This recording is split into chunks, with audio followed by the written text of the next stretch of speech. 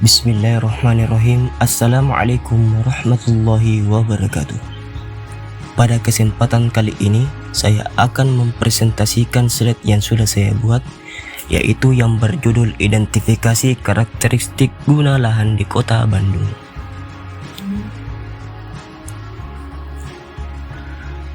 Sebelum saya mempresentasikan slide yang sudah saya buat, saya akan memperkenalkan diri saya terlebih dahulu. Perkenalkan, nama saya Kamil dengan NIM 0561473844 UPBJJ Makassar. Tugas mata kuliah Teknik Presentasi dan Komunikasi, tutor pembimbing Ibu Farisa M. Amo STMT.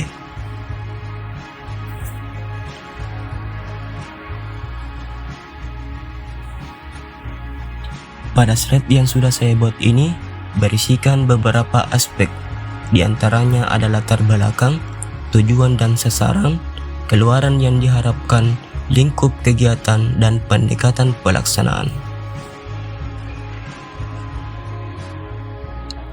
Slide selanjutnya ada latar belakang.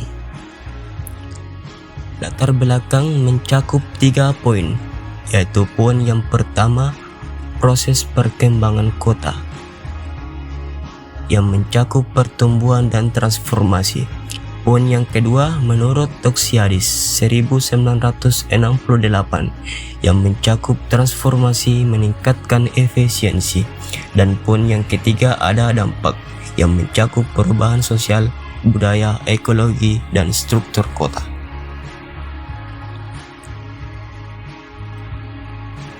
Slide selanjutnya ada proses transformasi. Proses transformasi terdiri dari penetrasi, invasi, dominasi, dan suksesi.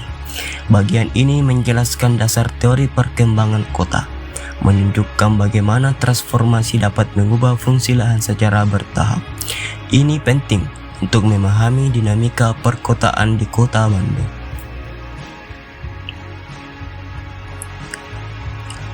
Selanjutnya ada masalah dan dampak. Masalah yaitu pembangunan tidak sesuai rencana tata ruang. Dampak yaitu ketidaksesuaian yang mempengaruhi kehidupan sosial, budaya, ekologi, struktur kota, dan ekonomi masyarakat. Uraian ini menyoroti konsekuensi buruk transformasi liar, menekankan urgensi survei untuk mitigasi di Kota Bandung yang padat penduduk.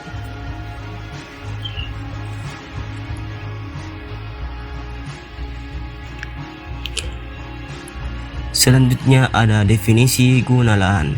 Definisi guna lahan memiliki klasifikasi yaitu perumahan, komersial, industri, ruang terbuka hijau, dan hutan lindung. Definisi ini membedakan konsep kunci, memberikan fondasi untuk identifikasi variasi di Bandung yang tidak selalu homogen.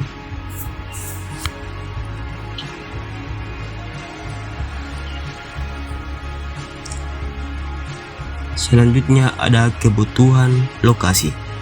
Nah, kebutuhan lokasi ini tidak semua wilayah sesuai fungsi ideal, maka diperlukan identifikasi karakteristik guna lahan, khususnya di Kota Bandung untuk memahami transformasi. Pada bagian ini menjelaskan tentang mengapa survei spesifik di Bandung penting, mengingatkan keragaman lahan yang mempengaruhi perencanaan.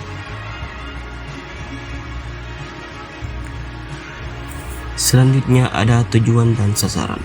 Yang pertama, tujuan, yaitu kajian keselarasan guna lahan dan kegiatan melalui pemahaman sistem dan karakteristik. Yang kedua ada sasaran, identifikasi karakteristik guna lahan di Kota Bandung dan kegiatan yang berkembang di dalam guna lahan.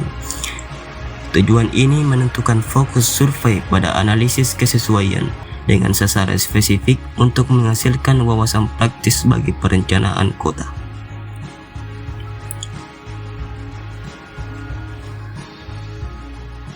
Dan slide selanjutnya ada keluaran yang diharapkan. Keluaran yang diharapkan yaitu satu laporan hasil survei yang siap dipakai untuk perencanaan selanjutnya.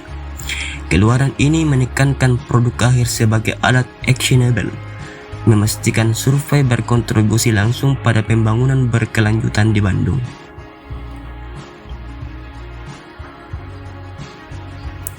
Selanjutnya ada lingkup kegiatan.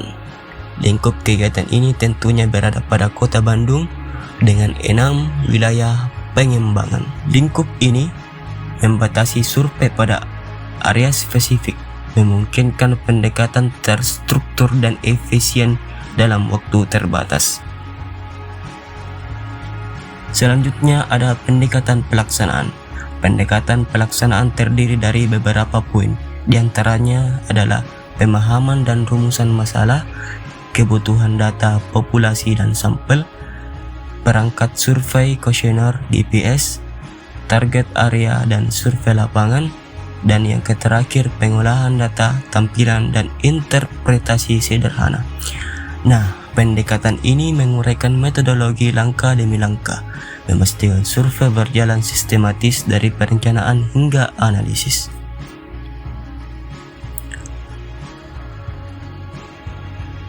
Dan tibalah saatnya kita pada kesimpulan. Kesimpulan, survei ini mengidentifikasi karakteristik guna lahan dan kegiatan di Kota Bandung untuk mendukung perencanaan kota yang efisien.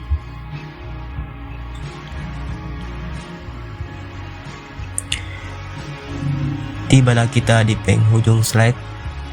Saya mengucapkan terima kasih atas perhatian Anda.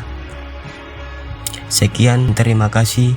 Jika ada kekurangan dan kesalahan mohon dimaafkan. Minallahi musta'an wal itiklan. Assalamualaikum warahmatullahi wabarakatuh.